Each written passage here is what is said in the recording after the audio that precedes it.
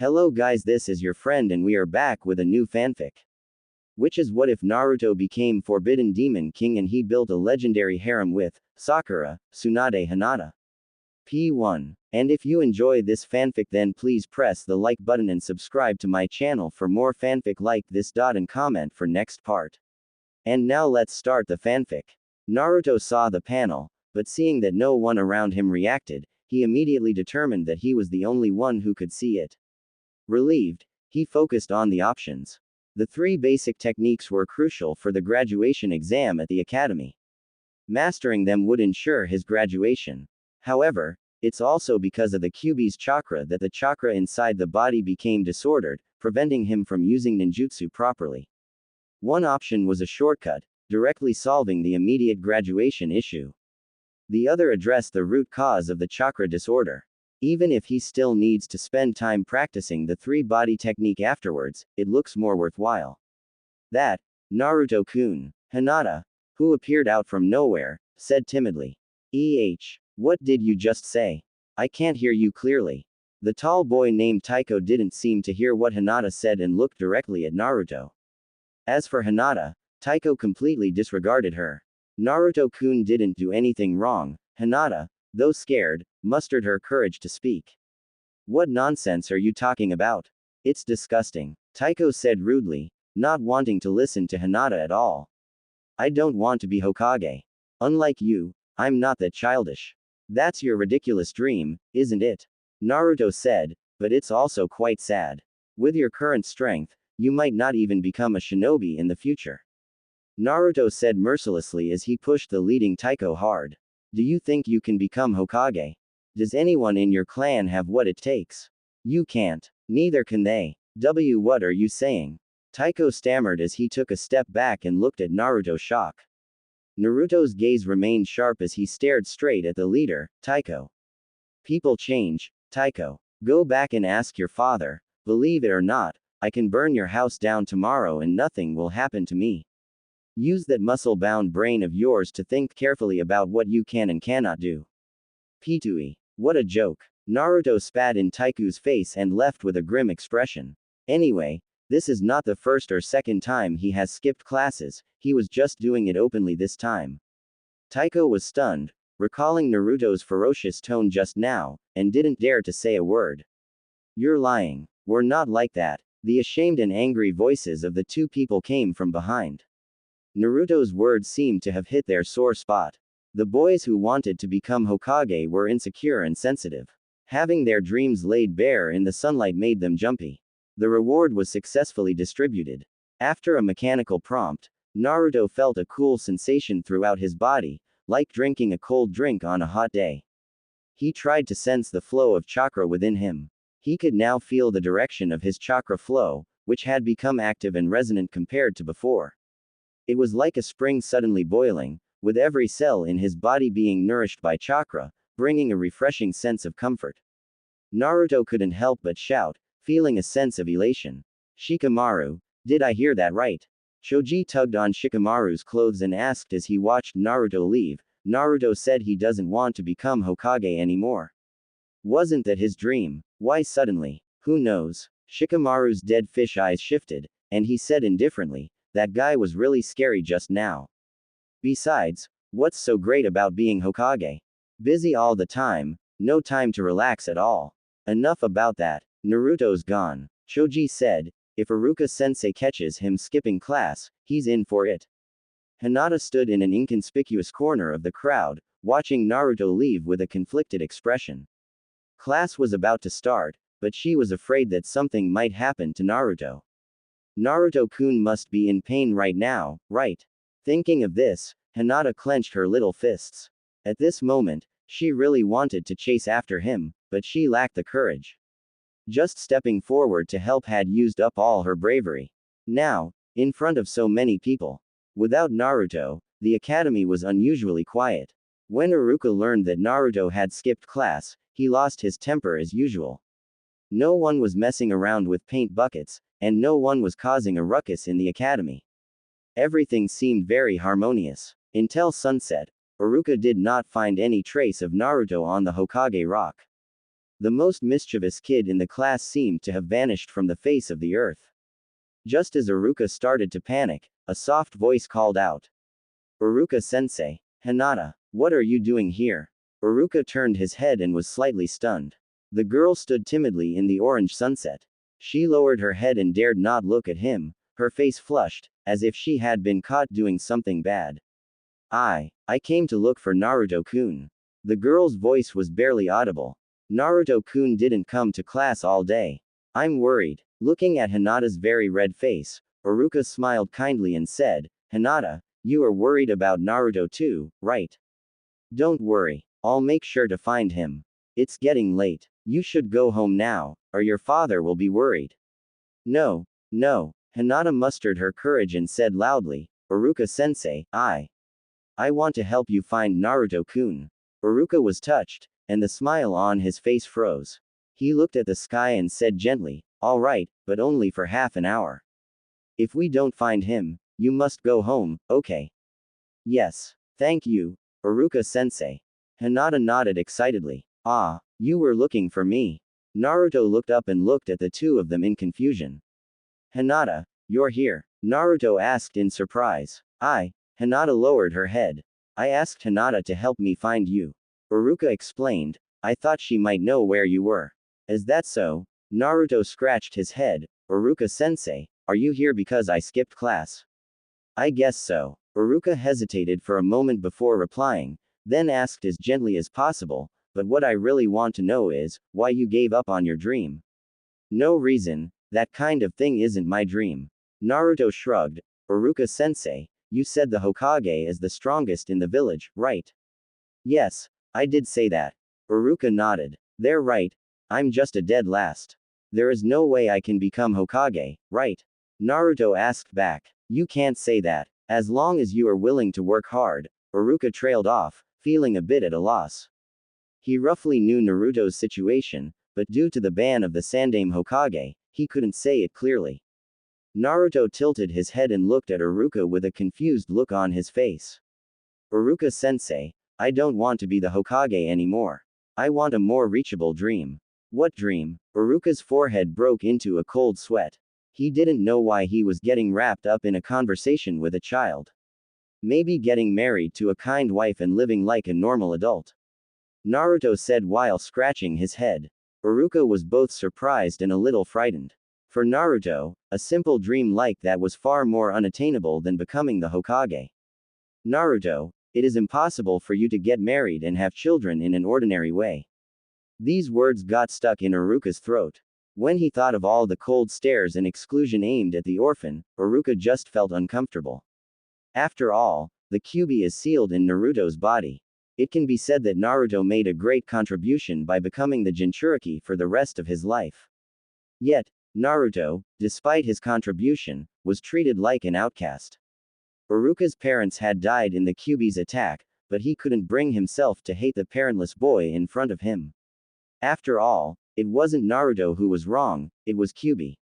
Naruto was turned into the container of the Kyuubi when he was born, living a life of resentment and ostracism until now. Suddenly, Iruka realized that Naruto might have grown up enough to understand the villagers' disdain and hatred. When this thought formed in his mind, Iruka suddenly felt a chill down his spine. Once the seeds of hatred are planted in the heart of a Jinchuriki, the consequences will be disastrous. For a moment, Naruto's face was shadowed, but when Iruka looked again, he saw Naruto's bright smile. Naruto, your dream, what about it? It's great, right, Iruka-sensei? Naruto's smile was still bright. Iruka-sensei, you're so old and still don't have a girlfriend. You must have a lot of savings, right? Hey, Iruka's thought shattered upon hearing this, and he yelled with clenched fists, Naruto. Help! Naruto screamed and ran away. As the two played around, Hinata, who had been blushing furiously the whole time, stood to the side. Her hands were tangled together, and she was mumbling something.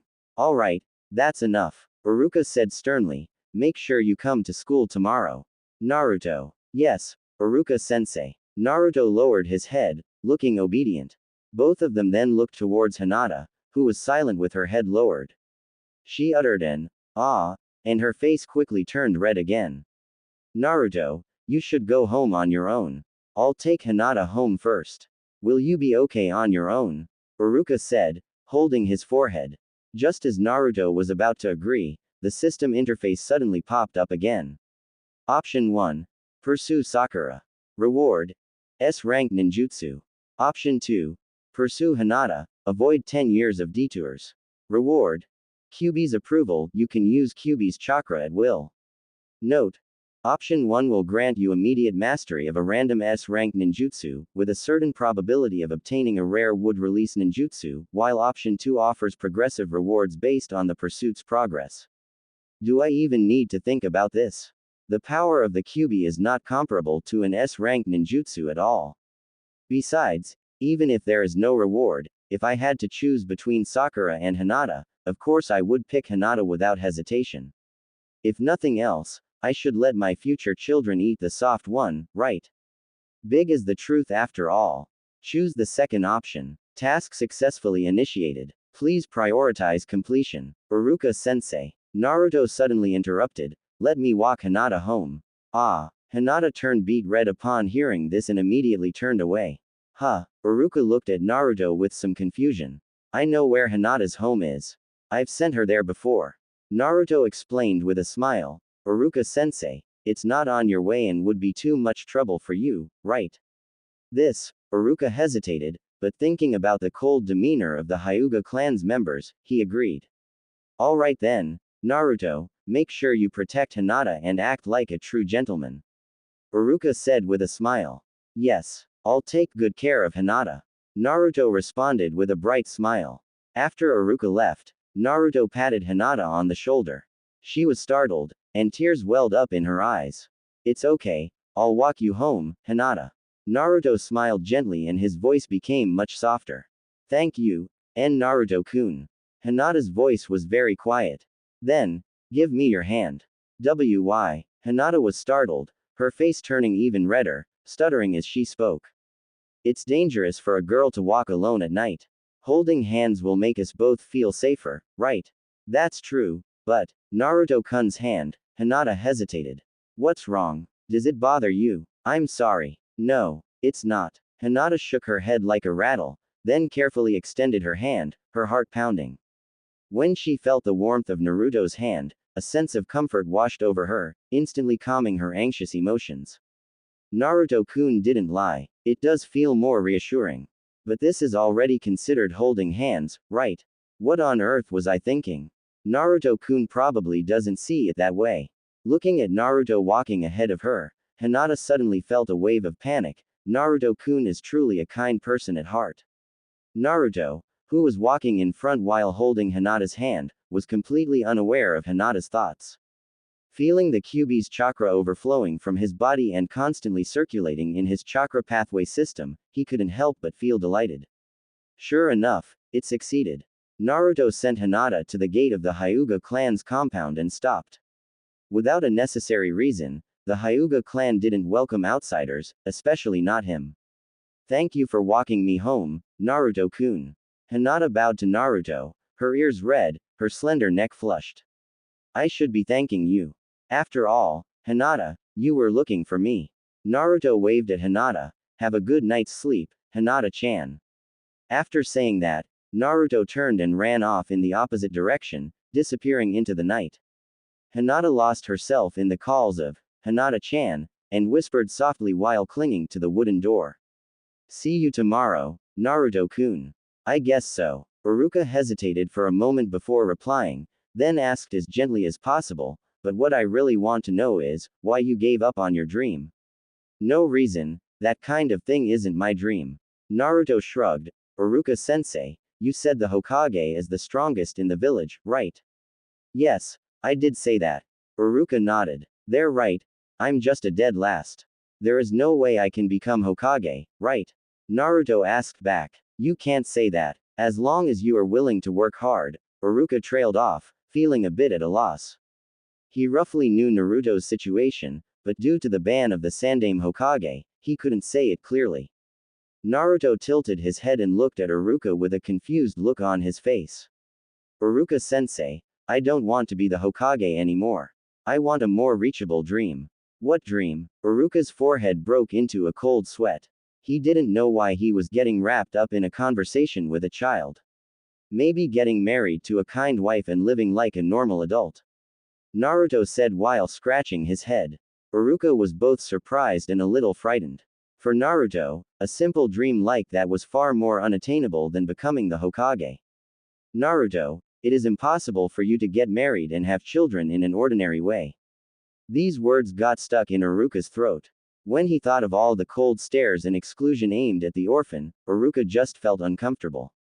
After all, the Kyuubi is sealed in Naruto's body. It can be said that Naruto made a great contribution by becoming the Jinchuriki for the rest of his life. Yet, Naruto, despite his contribution, was treated like an outcast. Uruka's parents had died in the Kyuubi's attack, but he couldn't bring himself to hate the parentless boy in front of him. After all, it wasn't Naruto who was wrong, it was Kyuubi. Naruto was turned into the container of the Kyuubi when he was born, living a life of resentment and ostracism until now. Suddenly, Uruka realized that Naruto might have grown up enough to understand the villagers' disdain and hatred. When this thought formed in his mind, Uruka suddenly felt a chill down his spine. Once the seeds of hatred are planted in the heart of a Jinchuriki, the consequences will be disastrous. For a moment, Naruto's face was shadowed, but when Uruka looked again, he saw Naruto's bright smile. Naruto, your dream, what about it? It's great, right, Uruka-sensei? Naruto's smile was still bright. Uruka-sensei, you're so old and still don't have a girlfriend. You must have a lot of savings, right? Hey, Uruka's thought shattered upon hearing this, and he yelled with clenched fists, Naruto. Help! Naruto screamed and ran away. As the two played around, Hinata, who had been blushing furiously the whole time, stood to the side. Her hands were tangled together, and she was mumbling something. All right, that's enough, Uruka said sternly. Make sure you come to school tomorrow. Naruto. Yes, Uruka-sensei. Naruto lowered his head, looking obedient. Both of them then looked towards Hinata, who was silent with her head lowered. She uttered an ah, and her face quickly turned red again. Naruto, you should go home on your own. I'll take Hinata home first. Will you be okay on your own? Uruka said, holding his forehead. Just as Naruto was about to agree, the system interface suddenly popped up again. Option 1. Pursue Sakura. Reward. S-rank ninjutsu. Option 2. Pursue Hinata, avoid 10 years of detours. Reward. Kyuubi's approval, you can use Kyuubi's chakra at will. Note. Option 1 will grant you immediate mastery of a random S-rank ninjutsu, with a certain probability of obtaining a rare wood-release ninjutsu, while Option 2 offers progressive rewards based on the pursuit's progress. Do I even need to think about this? The power of the Kyuubi is not comparable to an S-rank ninjutsu at all. Besides, even if there is no reward, if I had to choose between Sakura and Hinata, of course I would pick Hinata without hesitation. If nothing else, I should let my future children eat the soft one, right? Big is the truth after all. Choose the second option. Task successfully initiated. Please prioritize completion. Uruka-sensei. Naruto suddenly interrupted. Let me walk Hinata home. Ah. Hinata turned beet red upon hearing this and immediately turned away. Huh. Uruka looked at Naruto with some confusion. I know where Hinata's home is. I've sent her there before. Naruto explained with a smile. Uruka-sensei, it's not on your way and would be too much trouble for you, right? This, Uruka hesitated, but thinking about the cold demeanor of the Hyuga clan's members, he agreed. All right then, Naruto, make sure you protect Hinata and act like a true gentleman. Uruka said with a smile. Yes, I'll take good care of Hinata. Naruto responded with a bright smile. After Uruka left, Naruto patted Hinata on the shoulder. She was startled, and tears welled up in her eyes. It's okay, I'll walk you home, Hinata. Naruto smiled gently and his voice became much softer. Thank you, Naruto-kun. Hinata's voice was very quiet. Then, give me your hand. Why? Hinata was startled, her face turning even redder, stuttering as she spoke. It's dangerous for a girl to walk alone at night. Holding hands will make us both feel safer, right? That's true, but, Naruto-kun's hand, Hinata hesitated. What's wrong? Does it bother you? I'm sorry. No, it's not. Hinata shook her head like a rattle, then carefully extended her hand, her heart pounding. When she felt the warmth of Naruto's hand, a sense of comfort washed over her, instantly calming her anxious emotions. Naruto-kun didn't lie. It does feel more reassuring. But this is already considered holding hands, right? What on earth was I thinking? Naruto-kun probably doesn't see it that way. Looking at Naruto walking ahead of her, Hinata suddenly felt a wave of panic. Naruto-kun is truly a kind person at heart. Naruto, who was walking in front while holding Hinata's hand, was completely unaware of Hinata's thoughts. Feeling the Kyuubi's chakra overflowing from his body and constantly circulating in his chakra pathway system, he couldn't help but feel delighted. Sure enough, it succeeded. Naruto sent Hinata to the gate of the Hyuga clan's compound and stopped. Without a necessary reason, the Hyuga clan didn't welcome outsiders, especially not him. Thank you for walking me home, Naruto-kun. Hinata bowed to Naruto, her ears red, her slender neck flushed. I should be thanking you. After all, Hinata, you were looking for me. Naruto waved at Hinata. Have a good night's sleep, Hinata-chan. After saying that, Naruto turned and ran off in the opposite direction, disappearing into the night. Hinata lost herself in the calls of Hinata-chan, and whispered softly while clinging to the wooden door. See you tomorrow, Naruto-kun. With a creak, the apartment door was opened from the outside. The dim hallway light sliced into the entranceway like a blade, elongating Naruto's shadow and casting a monstrous image on the shoe cabinet. He lowered his head to change his shoes, and turned on the light. Naruto stood on the balcony, feeling the breeze while a bowl of instant noodles on the small table behind him steamed. He had intended to buy some vegetables, but it was too late, and he was chased away with disgust.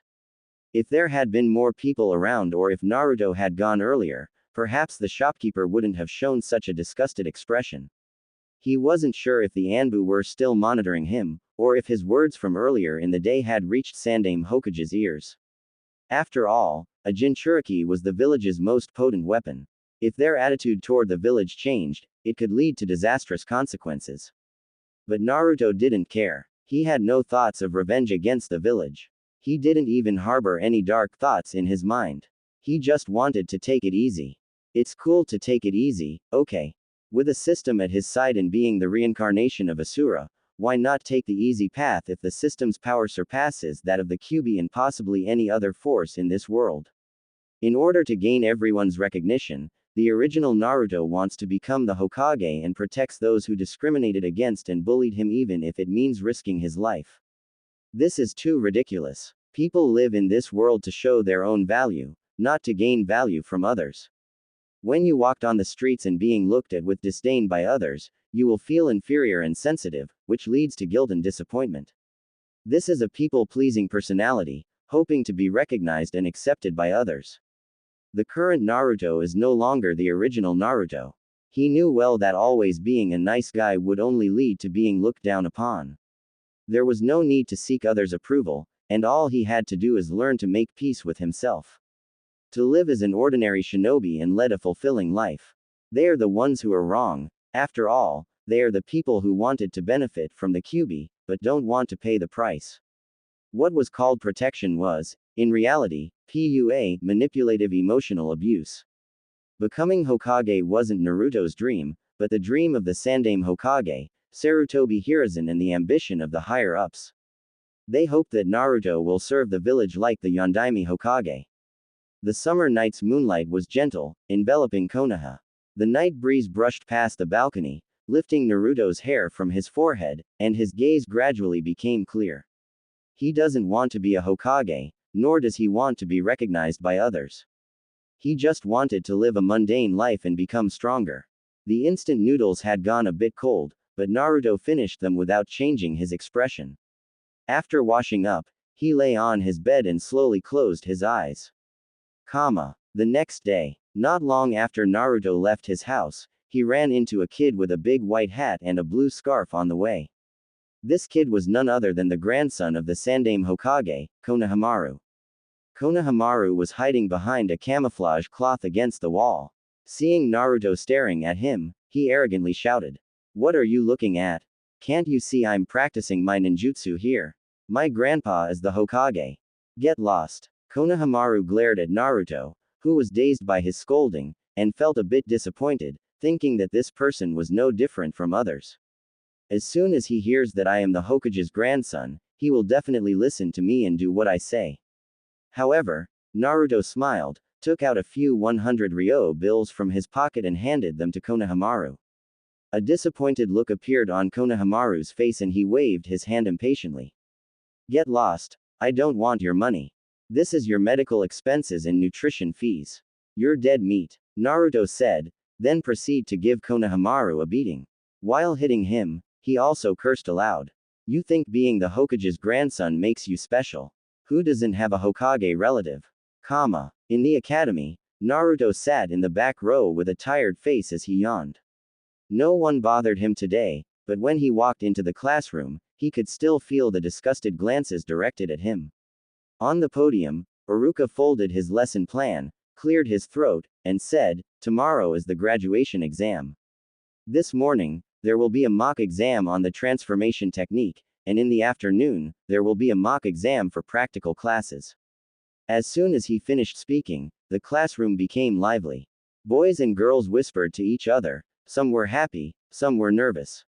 Transformation technique, I'm good at that. Do you think I can draw the transformation technique in the graduation exam tomorrow? I'm not sure. The exam content is to randomly select one of the 3 basic techniques. The probability is, about 1 in 3. The first place must be Sasuke again. He has excellent grades in all subjects. The dead last is definitely that person. Haha, that's true. He looks like he doesn't have a brain and always does annoying things. I heard that he has failed the graduation exams for 2 years. This year, he probably won't graduate either. That kind of person, even if he graduates, he won't become a shinobi, right? Wherever he goes, he's a failure. It's really a sad and gloomy life. If I were him, I'd rather die. I definitely would have no face to live in this world anymore. Iruka, who was sitting on the podium, also heard some of the gossips and looked unhappy. However, he couldn't do anything about it, so he could only knock on the desk to get the class to be quiet. Everyone, go outside and line up, one by one. While waiting in line boringly, Naruto yawned again. Shikamaru noticed this and asked in confusion, "Where did you go last night?" "The instant noodles expired and gave me a stomachache." Naruto replied. "Sigh, can't you cook something yourself?" Shikamaru rolled his eyes at him. "At our age, we should be able to make some simple dishes. Don't take the things you can easily do for granted, you idiot." Naruto bumped his shoulder into Shikamaru lightly. "At least Hyuki-san won't give me a cold shoulder. Buying groceries on a daily basis is too conspicuous and troublesome, okay?" Hearing this, Shikamaru was slightly stunned. He suddenly realized the cold stares Naruto usually received. What seemed like simple things to him might not be so simple for Naruto. "I'm sorry, Naruto. Why are you apologizing so politely?" Naruto glanced at Shikamaru speechlessly, and then he shifted his gaze to the girl with long pink hair who was taking the exam.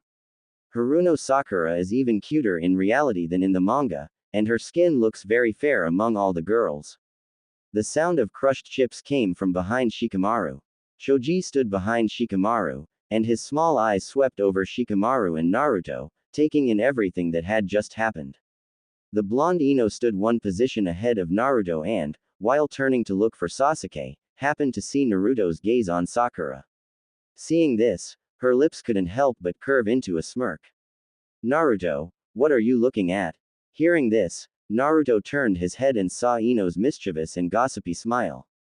"Sasuke doesn't like women. What?" Ino's face instantly fell, her eyes wide with shock, feeling like she had been hit by a ton of bricks. "Damn you. What did you say?" "Hey, Ino, don't get worked up. Let go, Ino. Naruto will die." Choji didn't even have time to eat his chips before rushing forward to mediate. "Let go. I'm going to bite this bastard to death." Damn it, the furious Ino was being restrained by Choji, and she desperately tried to beat up the annoying Naruto in front of her. Seeing this, Shikamaru hurriedly separated the two. At this moment, Iruka's angry voice was heard in the classroom. Quiet out there. Next. Uchiha Sasuke. Uchiha Sasuke. Perfect score. With Iruka's approving voice, the students crowded at the door, trying to see the scene inside. As expected of Sasuke. That's the Uchiha clan's genius, a perfect score. Amazing. Praise kept coming, and all eyes focused on the boy with a cold expression, sharp eyebrows, and a high nose bridge, giving his face clean lines. His sideburns were sharp, and his eyes are carrying a habitual aloofness. Naruto was also looking at Sasuke, leisurely observing this future teammate of his. Next, Uzumaki Naruto. When his name was called, everyone started whispering. They discussed quietly while occasionally glancing at Naruto. The dead last guy, is he going to use his technique again? Ha ha ha. That's how he was kicked out by Iruka-sensei last time. How obscene. People who use that kind of ninjutsu are so disgusting. The discussion even made Sasuke, who was leaving, to turn around and glance in the door's direction. Naruto happened to enter the classroom at this time, noticing Sasuke's gaze as he turned around. The assessment was brief, typically not exceeding a minute, so Sasuke didn't leave, and chose to stand there. After a moment of silence in the classroom, Iruka's voice, tinged with hesitation, announced, "Uzumaki Naruto, perfect score." A perfect score. He got a perfect score too. The students outside the door showed surprised expressions, and the surroundings fell silent. That guy who was always the dead last had scored perfectly in the exam. Even though the three basic techniques didn't represent the final overall score, it was a crucial part of the ninjutsu assessment. If someone got a perfect score in the three basic techniques, it meant that they were sure to graduate. At this moment, the door opened, and Naruto walked out of the classroom. His gaze swept over everyone, finally stopping on Sasuke in the distance. Sasuke's expression remained unchanged. He just glanced at Naruto and then turned to leave. Naruto smiled and didn't take it to heart. As expected, he was very Tsunade. After resolving his chakra disorder problem, Naruto didn't spend much time mastering the three basic techniques. It might also have something to do with the natural talent of this body. After all, he has the bloodline of the Uzumaki clan. Mastering the three basic techniques meant he no longer needed to worry about the graduation exam. After the mock exam, they could leave directly. Naruto also didn't linger and walked straight out. When passing by Hinata, Naruto remembered how she had helped him out yesterday, so he stopped to say thank you. I left in a hurry yesterday, so I'm sorry, I'm only thanking you now. Thank you for helping me out, Hinata-chan. Hearing Naruto call her Hinata-chan again, Hinata's cheeks immediately flushed a noticeable red. She seemed a bit embarrassed but also happy. I didn't really help much. You don't have to specifically thank me, Naruto-kun. Hinata looked exceptionally cute when she spoke like this. She was wearing a long-sleeved training outfit that covered her fair arms, with short hair reaching her shoulders, and her skin was as plump and shiny as if it had been filled with milk. No matter how one described her, just standing there, Hinata easily evoked the dignified aura of a noble clan's eldest daughter. It was precisely this dignified yet slightly shy demeanor that made her even more stunning, probably the so-called noble lady persona. Not at all, it's all thanks to you, Hinata-chan. Naruto said, noticing that Hinata was becoming more and more embarrassed. Only then did he realize there seemed to be more eyes on them. Naruto immediately recalled that his relationship with Hinata wasn't close enough yet. If he kept talking to her, it might lead to rumors about Hinata, so he knew it was time to retreat. I'll be going now, Hinata-chan. Anyway, thank you. Naruto waved as he turned back and slowly left the academy's hallway. He thought to himself to prepare a gift next time he met Hinata, so it wouldn't seem too abrupt. Capturing Hinata, QB's approval 2.2%. The sudden mechanical voice in his mind startled Naruto. QB has always been a source of worry for him, and in the short term, it is indeed beneficial for him to gain QB's power. However, QB is just a stronger chakra mass, essentially a temporary power. Since it is a power, it is easy for others to covet it. Whether it is Konoha who wants to use him as a weapon, or various forces that want to capture QB in the future. Naruto is like a piece of meat on the chopping block. As long as a powerful person appears, they will target the QB inside him. To be honest, Naruto would rather Kyuubi be far away from him, ideally finding a new home and never having anything to do with him again. However, once Kyuubi leaves his body, he, the Jinchuriki, couldn't survive. Such a heaven-defying setting made Naruto a bit frustrated. Since he now had the system, even if Kyuubi is not in his body, Naruto can still use Kyuubi's power. So, wouldn't it be best if Kyuubi didn't cling to him? Naruto was very aware that having Kyuubi was like Eren gaining the power of the Attack Titan. At the moment Eren gained that power, the things binding him were no longer the walls of Maria or the towering titans, but the future that he saw, which symbolized his destiny. His fate was determined the moment he gained the Attack Titan, and he was destined to be unable to break free of the shackles that forced him to make the choice to destroy the world. The same is true for Naruto. Starting from obtaining Kyuubi, to becoming the child of prophecy, and obtaining Sage Body. Step by step, it was not Naruto who chose to save the world, nor was it Naruto who chose to become a Hokage. It was fate's doing. Everything seemed like an unbreakable shackle, forged by Jiraiya's death and Neji's blood, sacrificed for fate. He wanted to take it easy against that destined, unchangeable fate, to live for himself. Nightfall. By the river in the forest, a bonfire was burning slowly, and several fish were being slowly roasted over the fire. A blond boy was fishing with a fishing rod. The moonlight in the forest was clear and still. Occasionally, the scales of fish could be seen glimmering on the rippling water. The silent forest and the cold white crescent moon are reflected on the water. With a rustling sound, a figure suddenly appeared beside Naruto, as if appearing out of thin air. Body flicker technique. Naruto had already sensed someone beside him and quickly turned to look. He then saw a shinobi with long white hair standing in front of him. Mizuki-sensei, Naruto exclaimed, pretending to be surprised, why are you here?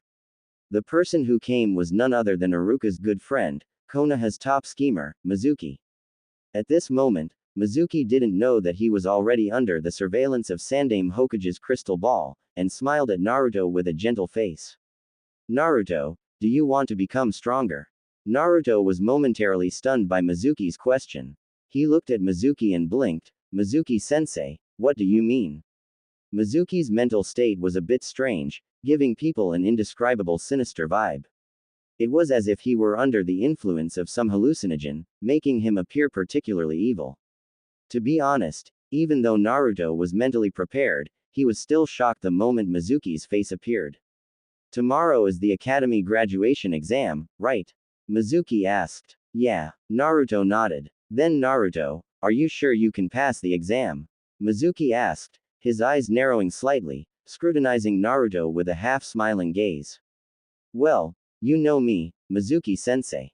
Naruto scratched his head, pretending to be embarrassed. I'll probably have to delay the graduation again this year. Then, do you want to become stronger, Naruto? I happen to know a secret that will definitely help you pass the graduation exam. Hearing this, Naruto's eyelids twitched slightly. If Mizuki knew that Naruto had gotten a perfect score on the transformation technique test this afternoon, he wouldn't be saying this to Naruto now. However, Naruto had not seen Mizuki at the academy today, so it was normal for him not to know about this, which meant that Mizuki had not looked for Iruka, but had come directly to him. Mizuki must be in a hurry due to some sudden change, pushing him to trick Naruto into stealing the Scroll of Seals.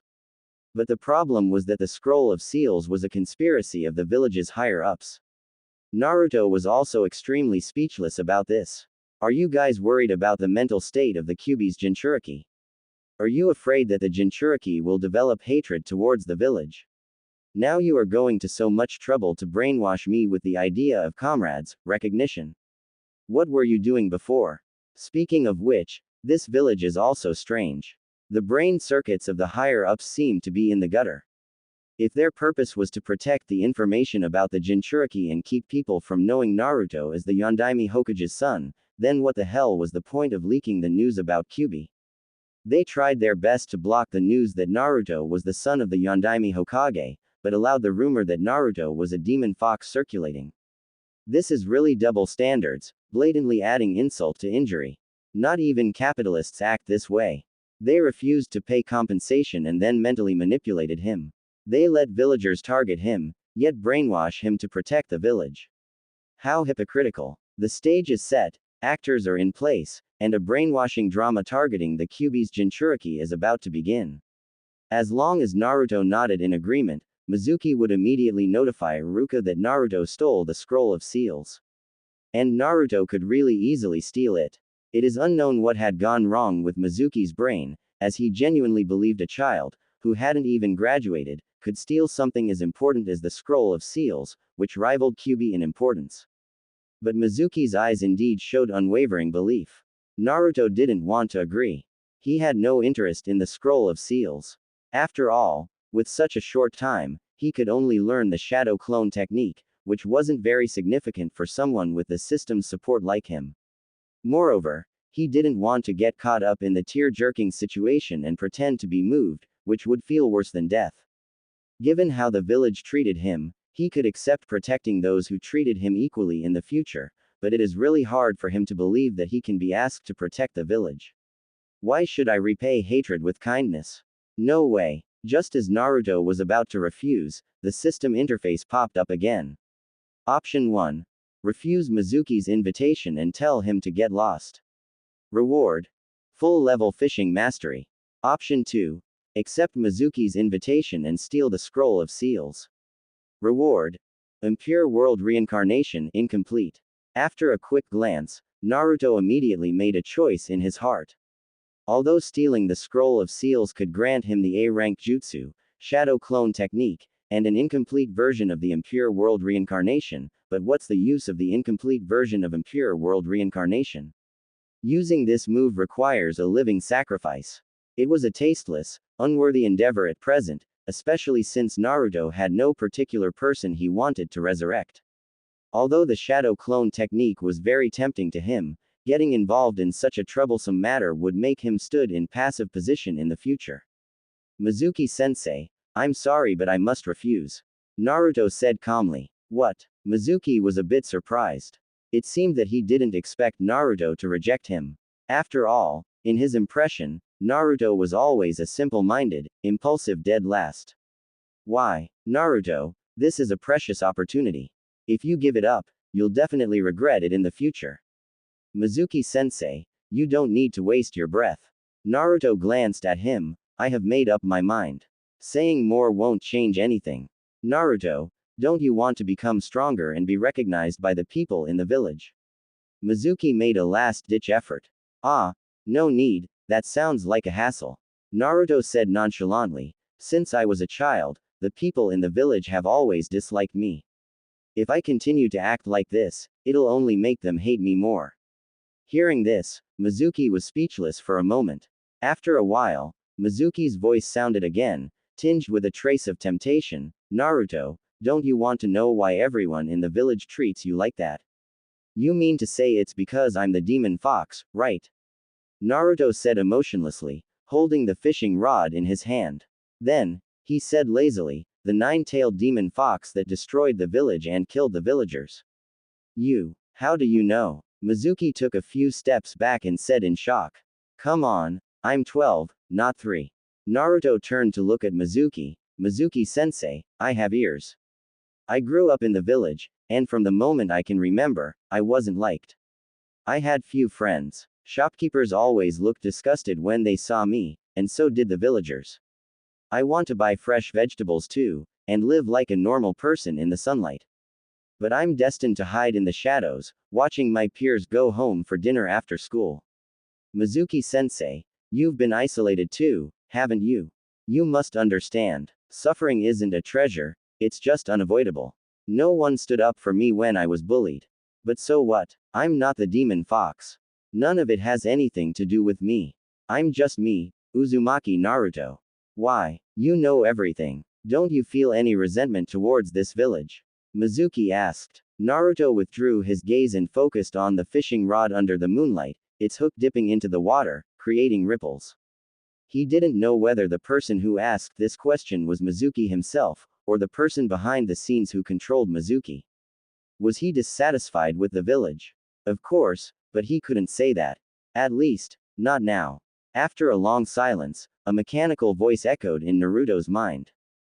Full-level fishing mastery has taken effect. A grass carp was caught by Naruto, and his voice was heard at the same time. The sound seemed very calm as it merged with the night breeze. No. Mizuki eventually left, and Naruto continued fishing by the river. With the help of the full-level fishing mastery buff, it wasn't long before he successfully caught a large basket full of wild fish. Including the two he had already roasted and eaten, Naruto didn't actually need that many fish.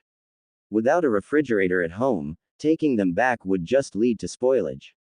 Initially, Naruto just wanted to test how effective the full-level fishing mastery was, but the result was far beyond his expectations.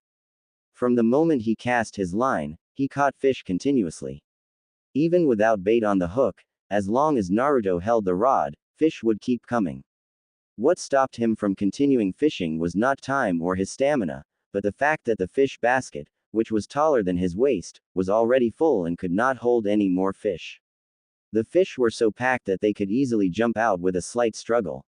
Looking at the basket full of big, juicy fish, Naruto fell silent. Taking them home wasn't realistic, as without a refrigerator, he couldn't store them. Sell them, that wasn't an option either. No fish shop in the village would buy fish from him. Not only would they not buy it, they would even suspect that Naruto stole it from somewhere. Following the principle of avoiding unnecessary trouble, Naruto abandoned the idea of selling the fish. That left only one option, which is to give them away. He had very few friends, so few that he could count them on one hand, so deciding whom to give them to required little deliberation. The Hyuga clan would definitely not accept gifts from me, so they are ruled out. Iruka-sensei is a single guy, but he has always been kind to me after all, so he deserved a few extra fish. Choji's house was too far away, so Naruto gave up on that. Shikamaru was a good candidate, so he could drop some off there too. He also excluded Sakura and Ino. At this stage, Naruto's relationship with them wasn't very close, and suddenly giving them a strange gift would only cause trouble. Is this a new ninjutsu developed by Naruto? The white-haired old man, the Sandaime Hokage, Sarutobi Hiruzen, was currently watching the scene in the crystal ball with a wide smile. This is Hiruzen's favorite voyeurism technique. Everything that happened to Naruto by the river just now was seen by him. Hiruzen, you're too soft. A cold voice interrupted. If the Jinchuriki harbors resentment towards the village, it will be catastrophic for the village. Danzo, Naruto has made his choice. Hiruzen stroked his gray beard and said seriously, he wasn't swayed by Mizuki and rejected him. Although the crystal ball can't capture sound, I'm sure it's not hard for you to know what Naruto said. The Jinchuriki has suffered too much unfair treatment in the village, so the conflict between the villagers and Naruto is difficult to reconcile. If we can't resolve it, Kyuubi might reappear. HMPH. Danzo snorted, and said indignantly, give him to me, and I guarantee he will become the village's safest weapon. Hiruzen was displeased when he heard this, and his expression immediately darkened. Danzo, I am the Hokage. I'm well aware of what you've been up to. Danzo, you should take care of yourself. Naruto is an important companion of the village, not a cold weapon. The root has gotten enough weapons, you don't need to worry about Naruto's affairs. Faced with Hiruzen's warning, Danzo was obviously unconvinced, but there's nothing he could do about it. The person sitting in that position was Sarutobi Hiruzen, not him, Shimura Danzo, and this almost become his lifetime regret. The Yondaime Hokage, the Sannin, Kakashi, and even the current Kyuubi's Jinchuriki, all of them have a close relationship with Hiruzen. Danzo knew that the Hokage's position might only be passed back and forth among them. This old fox Hiruzen wanted to change the entire Konoha village by himself. He's delusional. Konoha village is not his village alone. Hiruzen, you will regret this. Danzo threw out this parting words before slamming the door behind him. Sigh. Hiruzen didn't say anything more, just sighed softly. Outside Shikamaru's house. 3 knocks broke the quiet atmosphere, and the person who came to open the door was Nara Shikaku, the scar-faced Konoha's top think tank and military strategist. As the door opened, the bright light from inside spilled out like silk threads, illuminating Naruto's feet. Seeing Naruto covered in fishy smell, Shikaku was somewhat surprised. Naruto, what brings you here? Isn't tomorrow the academy graduation exam? The main reason why Shikaku was so surprised was because Naruto rarely came to his house. Even when he came to see Shikamaru, no matter how much he was invited inside, Naruto would never come in. He would just stand far away under the shade of a tree, curiously and nervously observing the household. To others, Naruto might seem like a mischievous kid, but Shikaku knew about Naruto's inferiority complex and sensitivity, which is why he never told Shikamaru not to play with Naruto. Hearing Shikaku's questions, Naruto smiled brightly, then reached out and pushed the almost empty fish basket in front of Shikaku, and said loudly, "I caught too many fish today. I can't eat them all, and I can't store them, so I wanted to give some to Shikamaru." There were only 5 or 6 fish left in the basket, as Naruto had already given fish to everyone else, leaving only Shikamaru's family. Shikaku scratched his head, looking at the fish in the basket with some difficulty. "Uncle will have to ask Auntie." The sound of cooking came from inside the house. At this time, Shikamaru seemed to hear Naruto's voice outside and came out. He poked his head out from behind his father, and his eyes lit up when he saw the basket of fish. "Naruto, you're amazing. How did you catch so many fish?" "I don't know either." Naruto scratched his head and said with a silly smile, "Maybe I have a talent for fishing." Shikaku, who was standing nearby, couldn't help but be moved when he heard this. He thought to himself, for such a young child to have such skill in fishing, he must have gone through a lot of hardships to practice it. The big fish in the mountains are very smart and it is not easy to catch them even with bait. Shikaku had tried fishing there before, but gave up after coming back empty-handed a few times. "Naruto, wait a moment," Shikaku said, leaving Naruto and going back inside. After a while, he returned, placing a box of snacks and a box of food in Naruto's hands. Shikaku looked at the somewhat bewildered Naruto and smiled. "This is our thanks for your gift, please accept it." Naruto looked at Shikaku, then looked down at the 2 boxes of food in his hands, then turned to look at Shikamaru beside him. "Take it," Shikamaru said, looking nonchalant as he held his head. "If my mom finds out you didn't accept it, she would probably feel so guilty that she couldn't sleep all night." "Thank you," Naruto said with a smile, then turned to leave. "Naruto," Shikamaru suddenly called out to him, "we have the graduation exam tomorrow, don't oversleep." "Got it." Naruto waved his hand, seemingly taking the advice to heart. Even after his figure disappeared into the night, Shikamaru's worried expression didn't ease. "What a drag. I wonder how long it'll take to eat all these fish," Shikamaru said, bending down and fiddling with the black fish in the basket. "Naruto must have spent a lot of time at the river to catch these fish," Shikaku said, rubbing the scar on his face. "I used to fish there in the past, but I didn't catch anything even after half a day. That kid, if I invite him for a meal, he'd surely refuse. I wonder if he liked our gift." "Don't worry about that. Naruto is just like that," Shikamaru said lazily. "Dad, you can be quite intimidating." "You brat, what are you talking about? Naruto is used to being alone. Although he seems indifferent to many things, being invited to a family dinner would only make him feel awkward and uncomfortable," Shikamaru said as he stood up. Shikaku didn't say anything, and thinking about Naruto's life experience, he fell into a long silence. The next day, the academy graduation exam began. The academy's entrance was much more lively than usual, with many parents accompanying their children for the graduation exam, gathering noisily at the entrance. Before the exam started, the area was usually cleared to prevent the parents from being too noisy and affecting the exam. Naruto arrived at the school early, sitting on the swing under the big green tree, until he saw Hinata passing by and jumped down to approach her.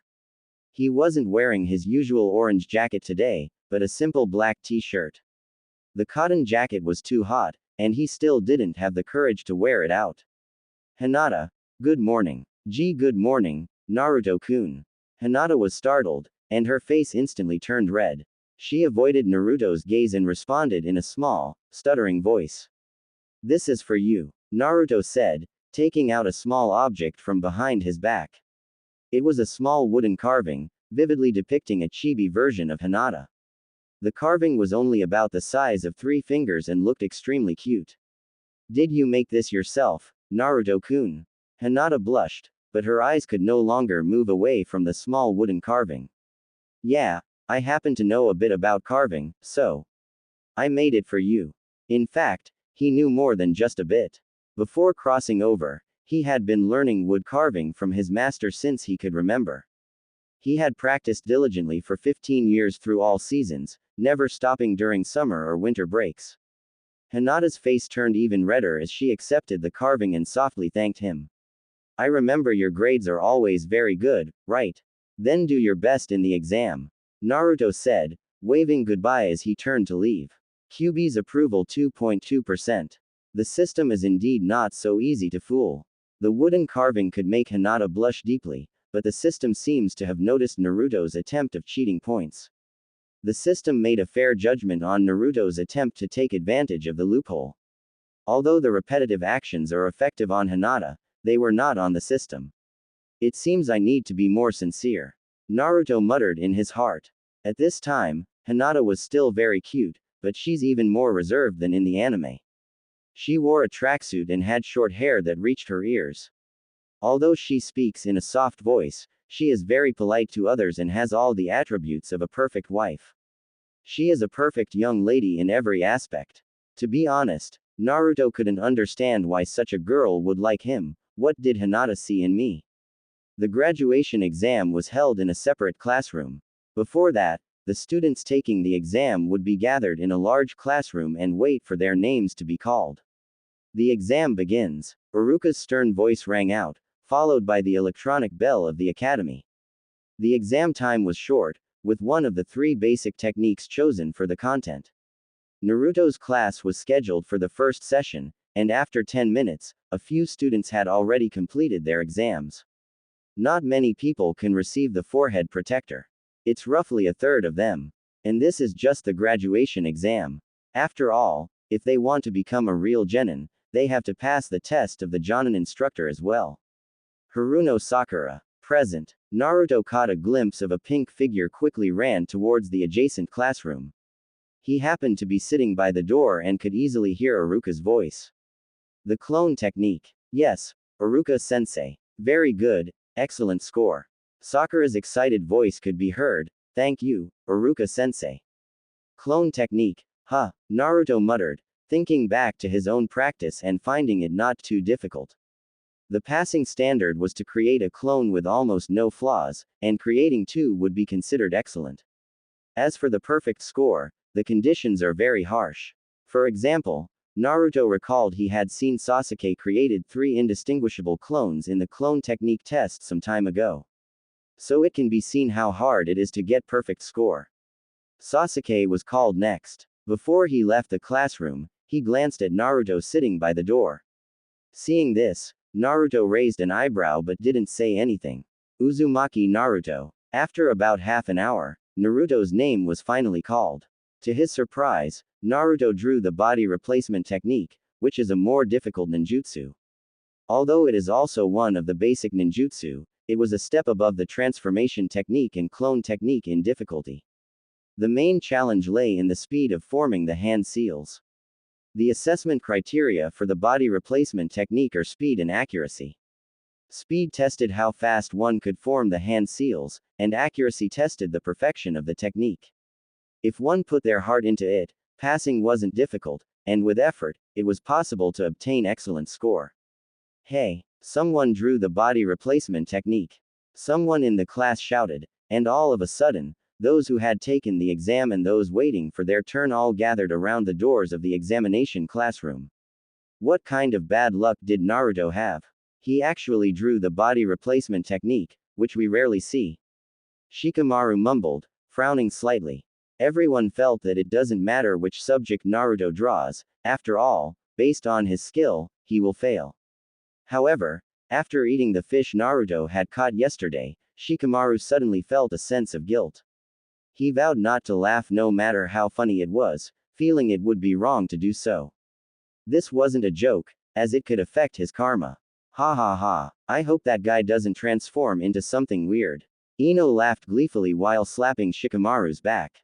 Remember the last time he did the body replacement technique?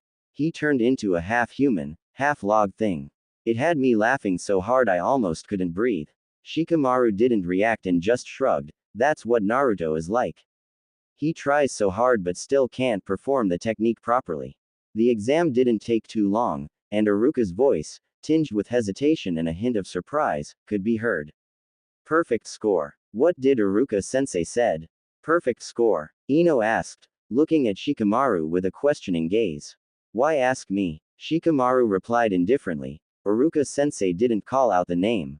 Uzumaki Naruto. Perfect score. Perfect score. Amazing. Sakura muttered, stunned for a moment. Naruto seems different from before.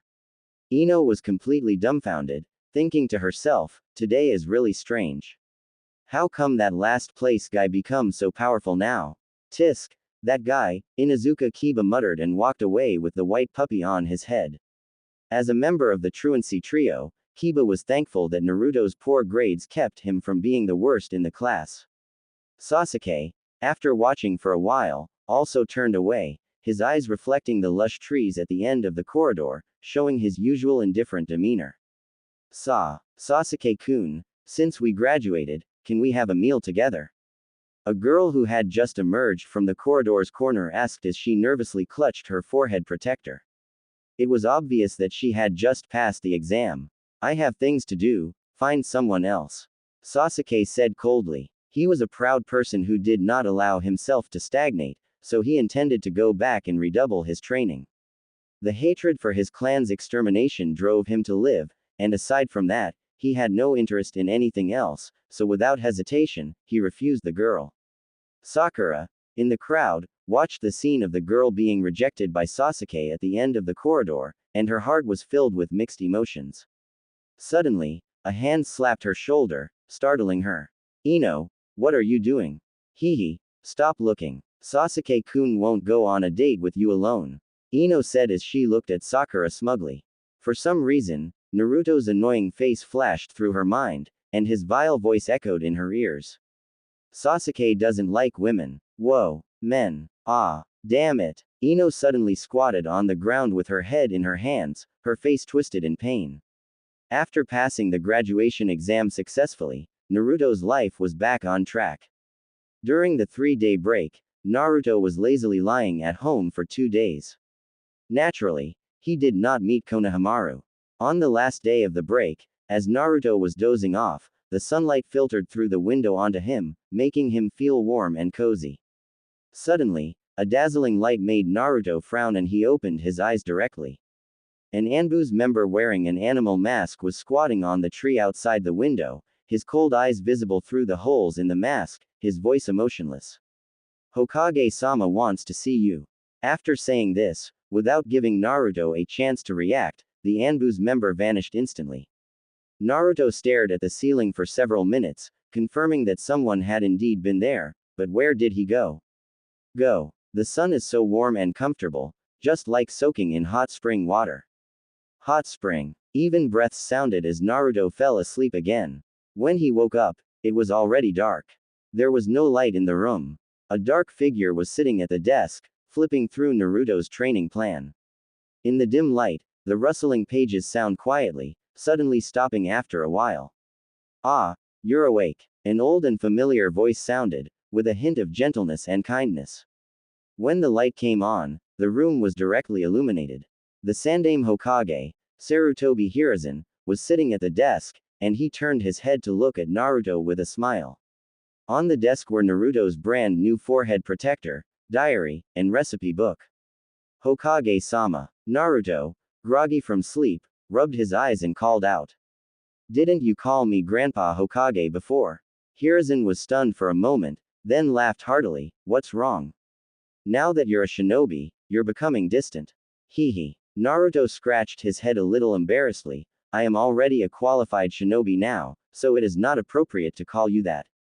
Hearing this, Hiruzen smiled and let it go, then asked, did you forget something today? Something. Naruto looked puzzled. After thinking for a long time, he finally remembered that an Anbu seemed to have come and asked him to go see the Hokage. Ah, I forgot. You little rascal. Hiruzen sighed helplessly, but it's normal for you to rest. Hokage-sama, is there something you want to talk to me about? Naruto asked. Well, it's not really something important. Hiruzen said, I wanted to ask about your dreams for the future. My dream is take it easy. Naruto said without thinking. Take it easy. Hiruzen was puzzled. It means living a stable and relaxed life, Naruto explained. Have young people become like this now? I guess I'm out of touch with the times.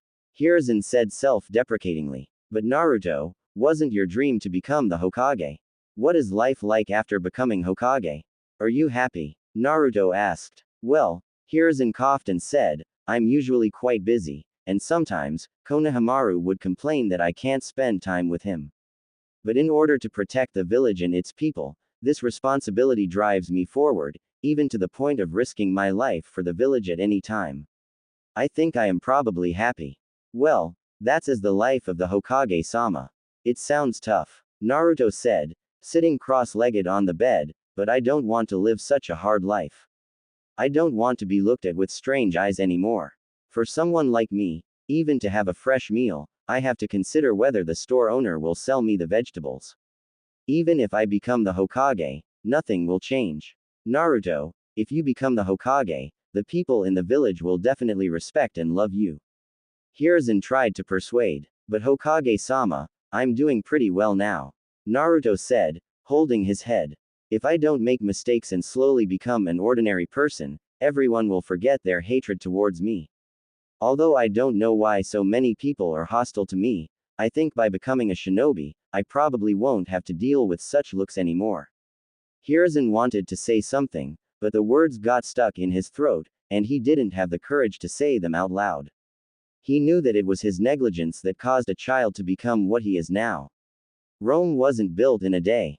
Naruto is an optimistic person by nature, and it is obvious that he has become like this because of the hostility he has suffered over the years. If he wanted to change Naruto's attitude, he may need to guide him slowly in the future. Naruto, if the enemy breaks into the village in the future and wants to harm the people you care about, what will you do then? Hiruzen asked. Naruto thought about it, and after thinking for a moment, he looked at Hiruzen and said seriously.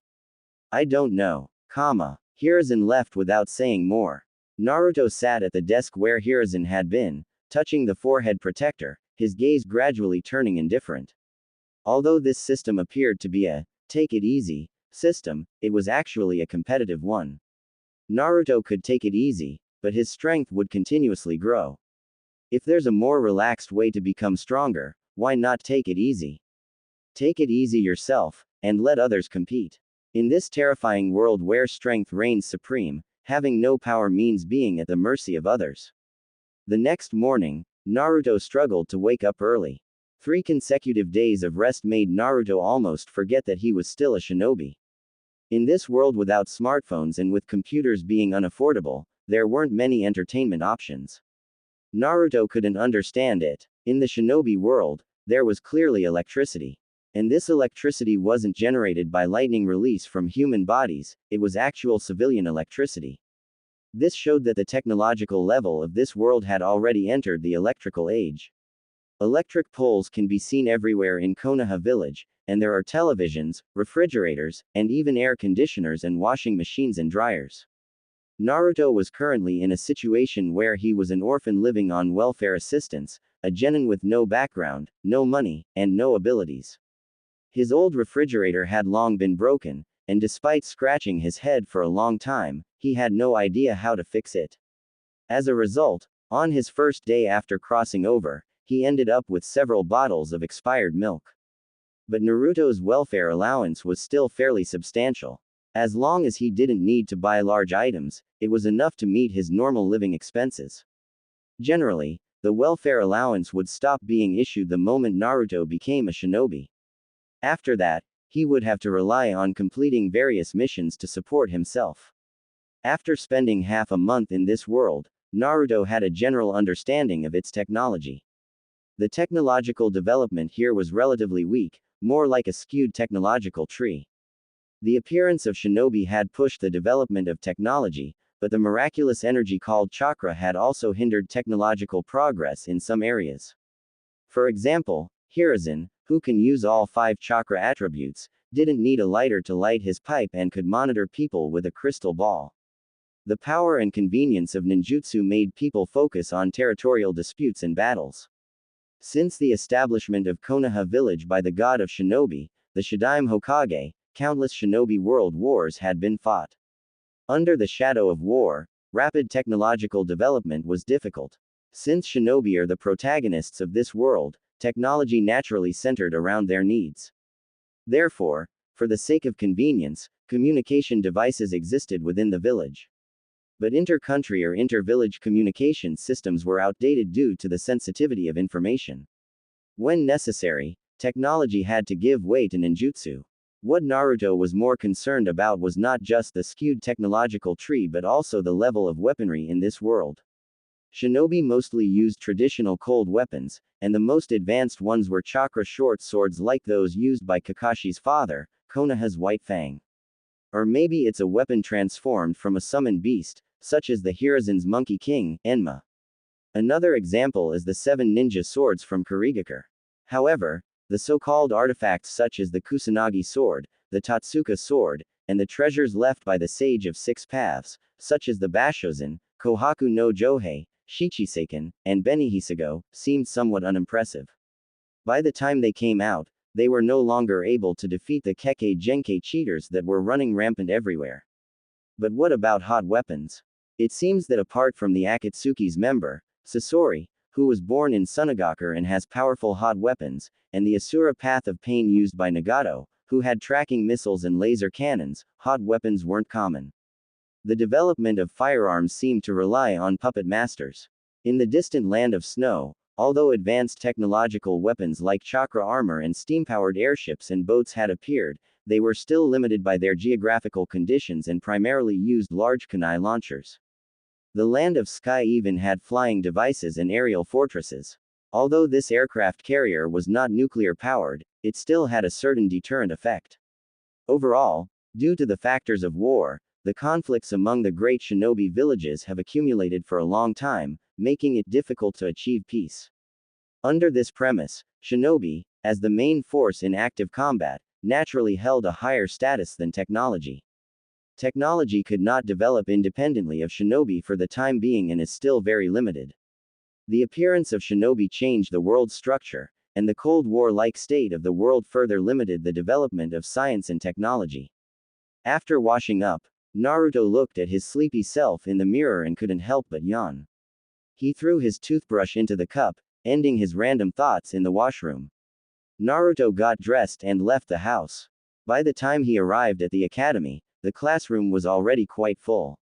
His slightly late arrival drew some attention, but no one came up to greet him. Everyone was engrossed in discussing who their future teammates might be and which Jonin would be leading their team.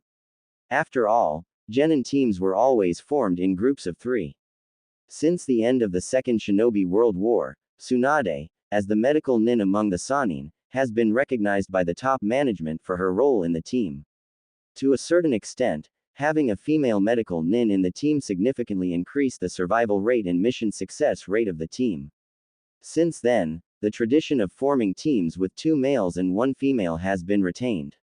This was Konoha's official explanation, but Naruto understood that this was only part of the story. The more pressing reason was that Konoha had been heavily depleted by years of continuous warfare. A shinobi village was essentially a militarized camp, and wars involved indiscriminate charges and brutal battles. It was unrealistic to expect every 3-person team to have a female medical nin. Therefore, after when Tsunade proposed the idea of teams with 2 males and 1 female, the higher-ups were initially unmoved. Some even thought it was an overly idealistic idea proposed by Tsunade because she was too sad after her brother, Nawaki's death. However, the continuous wars eventually forced the higher-ups to accept Tsunade's proposal. The high casualty rates had left Konoha with few people to send to the battlefield. In the end, even the young ones had to fight. If they don't equip the team with medical nin, it seemed that even the elderly and women might have to take up kunai and fight. Naruto, aren't you curious about who your teammates will be? Shoji asked, nudging Naruto, who was daydreaming with a blank expression. Not curious at all. I couldn't care less. Naruto said, resting his head in boredom. Even if others are nervous, why are you 3 joining the excitement? As he spoke, Naruto's eyes swept over Shikamaru, Choji, and Ino. The Ino-Shika-Cho formation of the village. If I were the Hokage, I would never separate you. Hearing this, Ino groaned and complained, teaming up with these two. How annoying. What a drag. Shikamaru muttered. Hee hee. Shikamaru seemed quite happy, perhaps because this way he wouldn't have to part with his childhood friends. Maybe it was because they had grown up together. Shikamaru and Choji never saw Ino as a girl. And Ino, whose eyes were always on Sasuke, also had a tomboyish personality. Iruka entered the classroom to announce the team arrangements, and sure enough, they were arranged in teams of 3. Team 7. Hearing this, Naruto was momentarily stunned. The first on the list was Team 7. It must have been a decision made after much consideration by Sandaime. However, will the team arrangement be different from that in the original work? The first place in this graduation exam is me, the second is Sasuke, and the third is Sakura. If they only look at the results, wouldn't it be a bit biased to put us all in the same team? Haruno Sakura. When called, Sakura froze for a moment, then became nervous again. Uzumaki Naruto. Sure enough, Naruto had already guessed the result. Sakura on the side seemed a little happy. After all, who wouldn't want to have a strong companion? After coming to Naruto's body, Naruto didn't stick to her, so Sakura didn't hate Naruto, and the two of them still had a normal classmate relationship. Even though Naruto was determined to take it easy, his strength was unmatched among his peers. This aroused Sakura's curiosity, making her feel like Naruto had grown up overnight. She is curious, but not to the extent of having a liking for him. Uchiha Sasuke. As soon as the name was called, Sakura stood up instantly, with uncontrollable joy on her face. Yay! Troublesome. Sasuke snorted in displeasure. Next is Team 8. Iruka's voice rang out again. Naruto listened quietly, realizing there was no difference from the original work. Suddenly, he seemed to sense something and turned sharply, looking at the back corner on the right, just in time to lock eyes with Hinata. Hinata quickly looked away, her face burning like a clumsy peeper. After the team assignment was over, Sasuke did not leave immediately. Let's go out and have a meal together, Naruto suggested. Sure. Sakura seemed very happy. She glanced at Sasuke beside her and agreed to Naruto's suggestion without thinking. In her heart, she silently gave Naruto a big thumbs up. I'm not going. Sasuke refused coldly. Hearing this, Naruto wasn't too surprised. He stopped and turned to look at Sasuke, then asked, "Are you unconvinced and want to go home to train? What does it have to do with you?" Sasuke's eyes were filled with detachment and indifference. If it were anyone else treated like this, they might get angry, but Naruto completely ignored this young Avenger's tsundereness. Let's get straight to the point, your attitude is just a waste of time. Naruto said, we are already companions, and that can't be changed. So what? What? Don't you even know what the power of teamwork is? Naruto looked calmly at Sasuke. Do you know what the power of cooperation is? I don't need companions. Sasuke coldly glanced at Naruto and then tried to leave. Sasuke. Sakura was caught in the middle and reached out to grab Sasuke. Forget him. Naruto said, he's just a self-righteous brat. If you don't want to get stronger and just want to waste time, then go ahead and leave. Forever being a loser. Say that again. Sasuke suddenly turned around and grabbed Naruto by the collar. I'll say it 1,000 times. Naruto also glared at him. I thought you were smart, but you're just an idiot. You. Sasuke's face was as cold as ice. Naruto. Sasuke, stop it. Sakura stepped forward, grabbing their hands, trying to separate them. Aren't we companions? He doesn't even consider you a companion at all. He only has himself in his eyes. Naruto said, how can such a person have companions? I told you, I don't need any companions. Sasuke said, I'm fine on my own, companions are just a burden. Sasuke. Sakura, who was sandwiched in the middle, forced a smile and gently persuaded, Naruto just suggested having a meal together. Maybe he has something he wants to share with us. Naruto has gotten much stronger recently. He must have some good training methods. It's worth listening to. After the words fell, a trace of hesitation flashed across Sasuke's face. After a moment of struggle, he finally let go of Naruto. Naruto didn't mind this. His original intention was to provoke Sasuke to join them for a meal and discuss matters. Just as Sakura said, he had information he wanted to share with the two. For a long time to come, the three of them will be undertaking dangerous missions together, risking their lives. Any pitfalls they could avoid beforehand, they should. Hardships aren't treasures, and suffering isn't a blessing, it's just something people can't avoid. All hardships lead to despair. The three arrived at a barbecue restaurant, ordering a few plates of meat and some juice. It seemed that this was Sakura's first time grilling meat by herself, and she seemed a little restrained in front of Sasuke. Sasuke sat coldly with his arms crossed, he seemed to be here just to listen to what Naruto wanted to say. Relying on his experience of dinner parties before the crossing, Naruto skillfully brushed a layer of oil on the grill, followed by a layer of cheese. The cheese-covered barbecue soon emitted a fragrant aroma, whetting their appetites. Naruto, do you eat barbecue often? Sakura was slightly surprised. Well, I don't really have the money for it. It's just that I hunt often, so I have some experience with grilling meat, Naruto said modestly. He then distributed the grilled meat to Sakura and Sasuke, and started grilling another batch in the same manner. Thank you. Sakura blushed for a moment. Thanks, Sasuke said somewhat awkwardly. After finishing a plate of barbecue, the atmosphere among the three eased considerably. Sasuke quietly ate his meat. Although his face still looked like an ice block, his furrowed brows have relaxed. Delicious. Sakura took a sip of juice and exclaimed with satisfaction. Seeing that the timing was right, Naruto didn't beat around the bush. He wiped his mouth and stared at the two for a while before speaking. Do you know the inside story about this team assignments? Sakura shook her head and said, this is something that Hokage-sama has decided. It's probably related to our grades. Sasuke asked indifferently, what does this have to do with us? Of course, it matters. Naruto said, gathering intelligence is one of the most important aspects of shinobi's missions. Knowing yourself and your enemy is the key to winning 100 battles. In the future, we might cooperate with or confront other teams. After all, there is still the Chunin exam, right? That makes some sense. Sakura nodded thoughtfully. Naruto, do you know the inside story behind the team assignments? Of course. Naruto nodded and said, Team 8 consists of members from Konoha's reconnaissance clans. The Hyuga clan for visual scouting, the Inuzuka clan for scent tracking, and the Aburame clan for insect tracking. This team assignment should be the result of a discussion among Konoha's higher-ups, who considered everyone's traits and personalities for the team assignments. What's the point of knowing all this?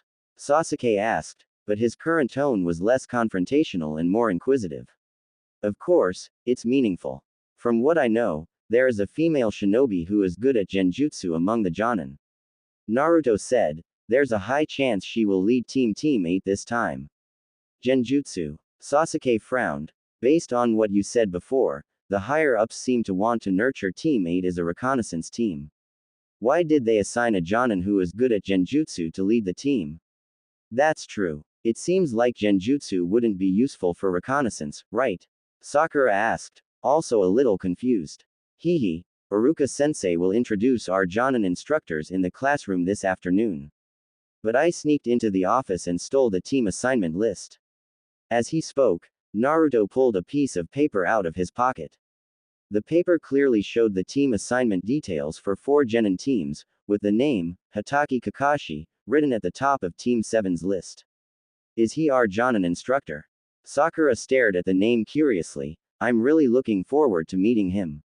I wonder what kind of person he is. Sasuke glanced briefly at Team 7's section before his eyes settled on Team 8's Jonin instructor's name, Yuhi Kurenai. It was a completely unfamiliar name for him. There are many big and small clans in Konoha, some of which are powerful clans such as Hyuga and the Inoshika Cho, and some small clans that you have never heard of, such as Yamakura, Aoyama, and Nohaka clans. Naruto didn't respond to Sakura's comment, and thought to himself, our future teacher will be the disciple of my cheap father, the most reliable future Hokage, and the Rokudaime Hokage, the lazy Hatake Kakashi. Who is Yuhi Kurenai? Sasuke asked. The girlfriend of Asuma, the Jonin instructor of Team 10. Naruto replied, wondering if Sandaime was using his crystal ball to spy on him while eating. But thinking that Sandaime wouldn't be so perverted, and not sensing any watchful eyes, he didn't worry too much about it. Asuma. Sakura was confused, but quickly found the name on the team list, Sarutobi Asuma. He has the same clan name as Hokage-sama. Yes, Naruto said, looking at the two of them. The Team 10 led by Asuma is the younger generation of the three major clans in the village, the Ino Shikacho, that is, Shikamaru, Choji, and Ino. So, the younger generation of the six clans, Hyuga, Inuzuka, Aburame, Yamanaka, Nara, and Akamichi are all disciples of the Hokage-sama's family. And these six clans are staunch supporters of Hokage-sama, so it's not surprising they were grouped this way. Naruto, how do you know so much? Sakura looked at Naruto and asked nervously. It was her first time encountering such adult matters, and she felt a little overwhelmed. Sasuke, however, remained calm. He still hadn't forgotten his original goal and stared at the list thoughtfully. Then, he looked up at Naruto and asked, "So, you think there is a hidden purpose for assigning us to the same team?" "Congratulations, Sasuke-kun, you got it right." Naruto snapped his fingers. Nobles are in the same team as nobles, and civilians are naturally in the same team as civilians. Hearing this, Sasuke's eyes darkened as he glared at Naruto. That's it. Of course, there's more than that. Naruto suddenly smiled as he looked at Sasuke. Sasuke felt a chill run down his spine from being stared at by Naruto, and asked unhappily, "Why are you looking at me like that?" "Uchiha Sasuke," Naruto said with a smile. "The Uchiha clan is known for its powerful combat capabilities, and it so happens that I'm from the Uzumaki clan. You might not have heard of it, but that doesn't matter. You just need to know that the Uzumaki clan is also very strong." And, having said that, Naruto glanced at Sakura, who had a dazed look on her face, and Sasuke, whose pupils were shaking. After a few seconds of silence, he lowered his voice and spoke, "Unfortunately, my clan was wiped out. Our team isn't just a commoner team or a fallen noble team, but the team of rare bloodlines." Naruto said, "Except Sakura, of course." He didn't reveal the truth about the Kyuubi just yet. After all, it was not appropriate to say it now. Sakura sat there in a daze, her hands on her lap trembling slightly. She was at a loss now. She originally thought that this team division was just her pure luck. At the same time, she also has her own little pride. Although her ninjutsu and practical results are not as good as Naruto and Sasuke, her theoretical results are the first in class and her overall rank was third. Although there is a certain gap between her and her two teammates, she believed that as long as she works harder, she could catch up to Naruto and Sasuke. However, when faced with the stark reality, her pride and self-esteem silently dissolved. It turned out that she was just a backdrop, an ordinary person. In Team 7, she was the one without any special traits.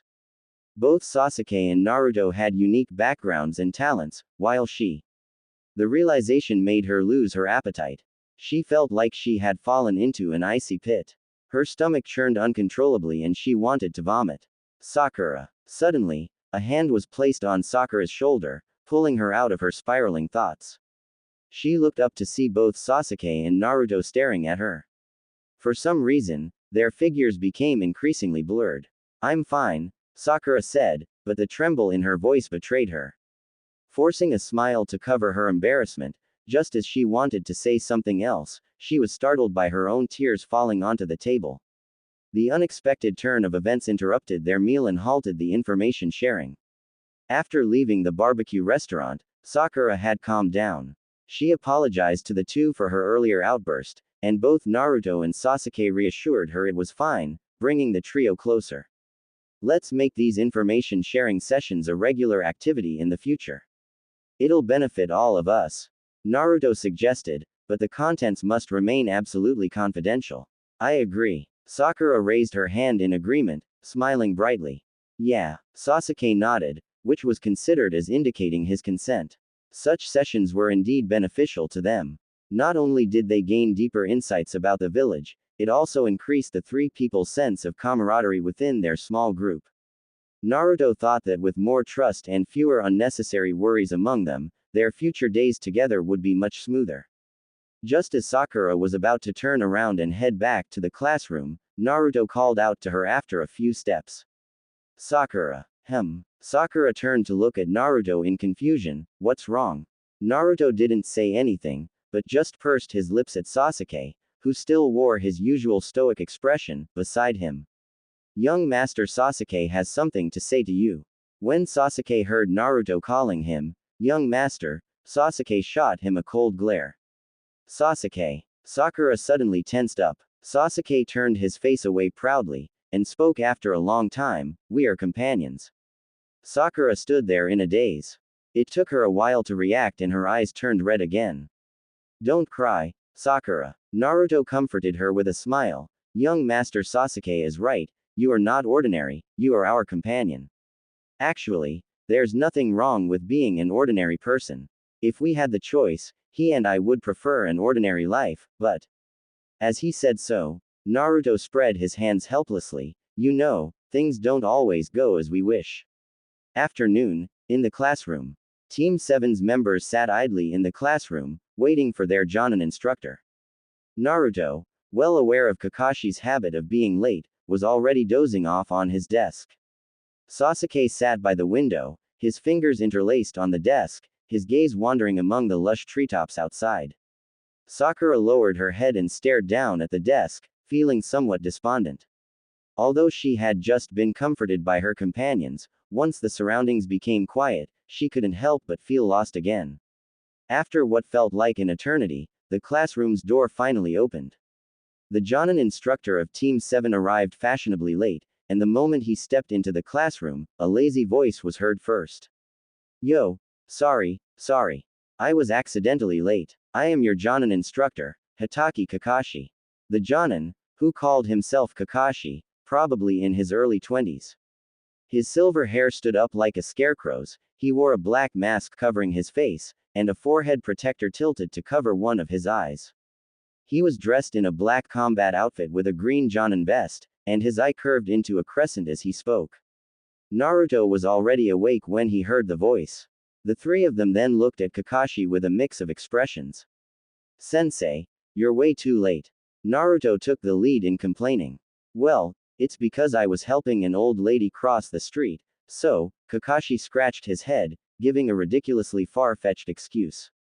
Liar. Sakura retorted. Kakashi, a bit embarrassed, laughed it off and quickly changed the subject. Anyway, follow me. We'll talk somewhere else. After the words fell, the three of them stood up and followed Kakashi out of the classroom. During this time, the three of them maintained a tacit silence. Kakashi had already gathered some information about the three from Sandaime, one of whom was a survivor of the Uchiha clan's massacre, and the other was the Kyuubi's Jinchuriki. Uzumaki Naruto.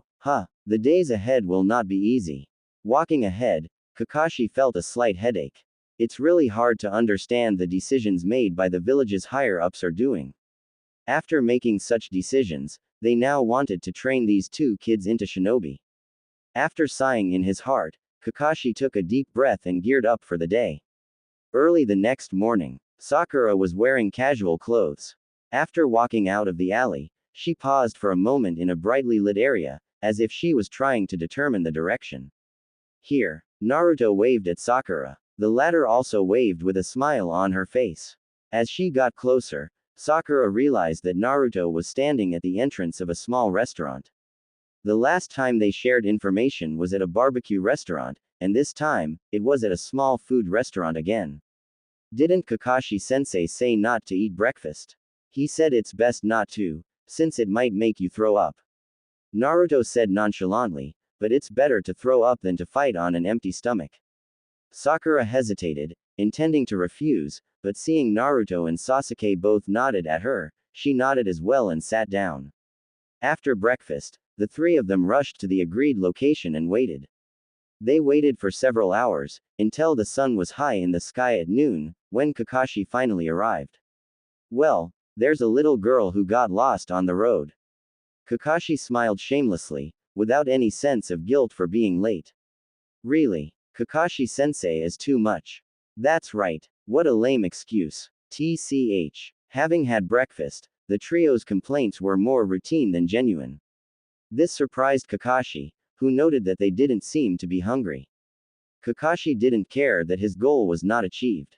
He pulled out 2 bells from his pocket and dangled them in front of the 3. Alright, here are the rules for the test. I only have 2 bells.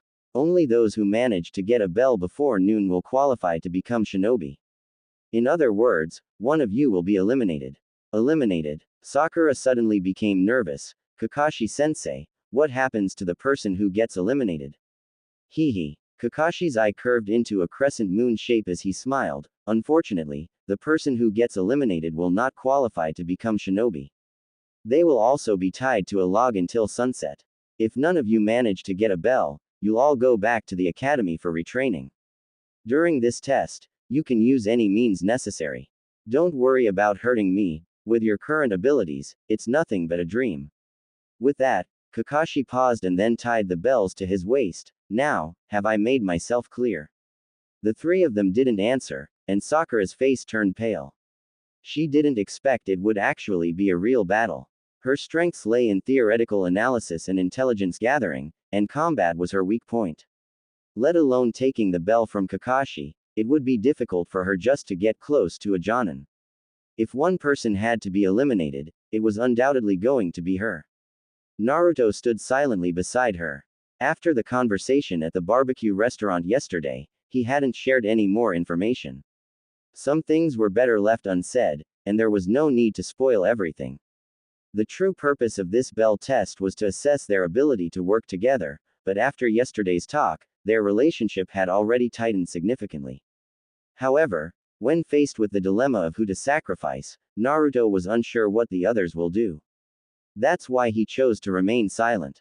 He wanted to help them avoid unnecessary detours, but he didn't plan to carry them through the journey. Additionally, he wanted to see how they would handle this choice. Suddenly, a familiar mechanical voice echoed in his mind. Option 1. Use all your strength to snatch the bells, and then give them to Sakura and Sasuke. Reward. Lava release. Option 2. Do nothing, lie down in front of Kakashi, and accept being tied to the log. Reward. Wood release. Looking at the panel that popped up, Naruto nearly choked. Wood release and lava release. Holy crap, I got them at the same time. What to choose? Yonbi's lava release is so powerful. If I really get lava release, would I still be afraid of water release? But even if I choose wood release, although it is rare, it is not likely I would be able to use wood release as the same level as Hashirama.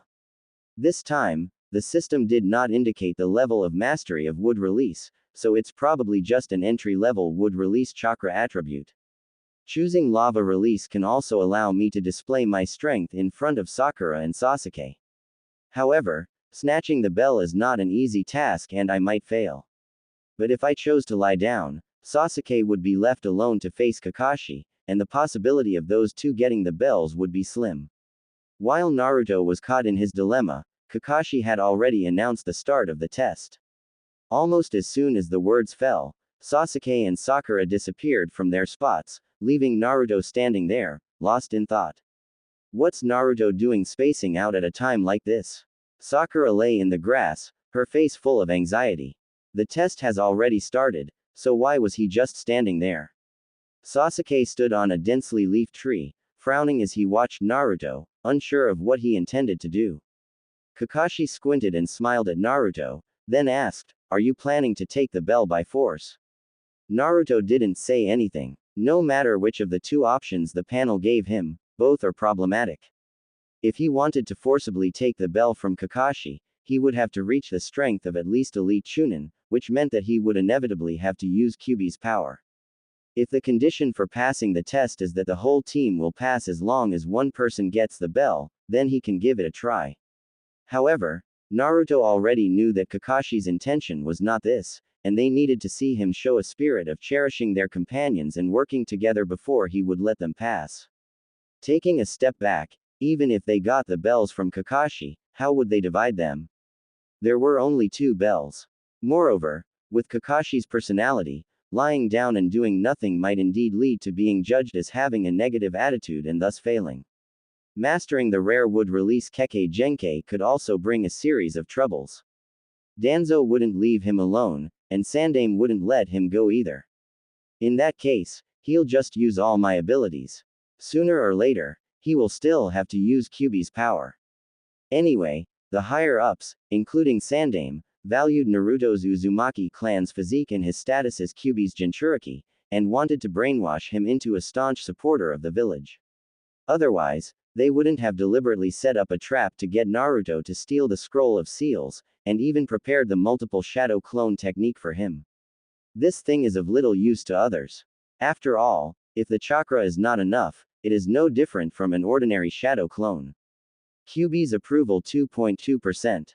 This was the power he could use now. Get the bells. Naruto bent his legs slightly and made a gesture of exerting force. All I have to do is get the bells, right?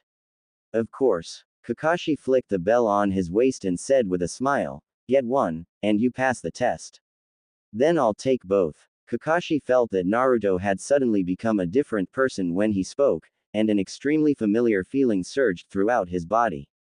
The orange chakra enveloped Naruto, making his face fade from view. In an instant, Naruto's small body shot forward like an arrow, causing Kakashi's pupil to dilate. The grass at Naruto's feet was uprooted, and fresh earth flew up. Naruto's speed was too fast.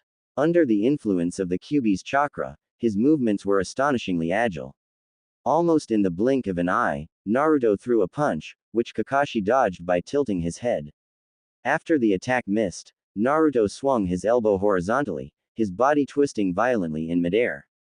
As the elbow missed, his left leg had already chopped down heavily. Naruto. Sakura, hiding in the grass, was stunned, her mouth agape. A thought flashed through her mind, making her suddenly realize something. If we wanted to take the bells from a Jonin, it would be impossible without Naruto. Now that Kakashi-sensei's attention has been attracted by Naruto, I had to do something.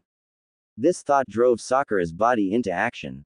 While circling around Kakashi, she reached for her ninja pouch. Meanwhile, Sasuke, perched in the tree, had already thrown 6 shuriken at this time. The 6 shuriken sliced through the air, forming arcs that blocked Kakashi's escape routes.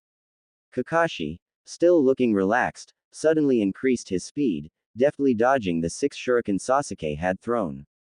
With a sharp sound, 3 kunai came flying.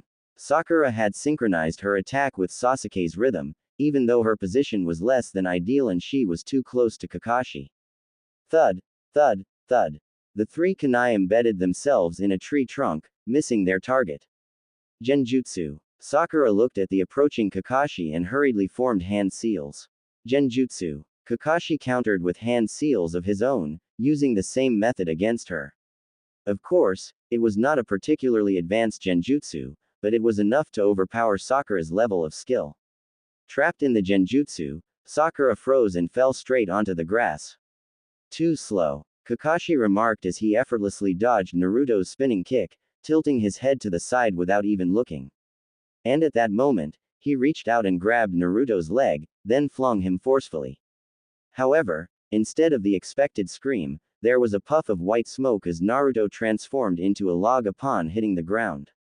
Body replacement technique. Kakashi didn't even realize it was a body replacement technique. Although he hadn't been entirely serious just now, he did grab Naruto's legs, and the texture actually fooled him.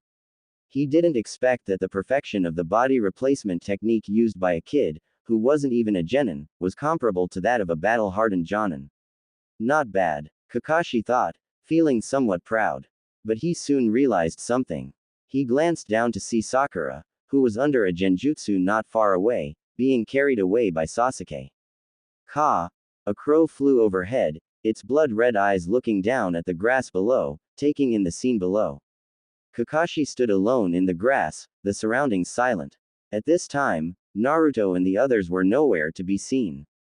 So it was a diversion. The goal was to allow Sasuke to rescue Sakura. Kakashi cracked his neck, making a series of crisp sounds, and leisurely pulled out a copy of Ika Ika Paradise from his ninja pouch. After taking a quick glance, Kakashi lazily called out, "Well, looks like you're getting the hang of it." After saying that, he walked towards the river while shouting, if you want the bells, you'll have to show some real skills. In the bushes, Naruto looked at Sasuke and said unhappily, "What are you staring at me for? I can't break genjutsu." Before Naruto could finish his words, Sakura opened her eyes. Her pupils suddenly dilated, then contracted again. Upon seeing Naruto and Sasuke in front of her, she relaxed.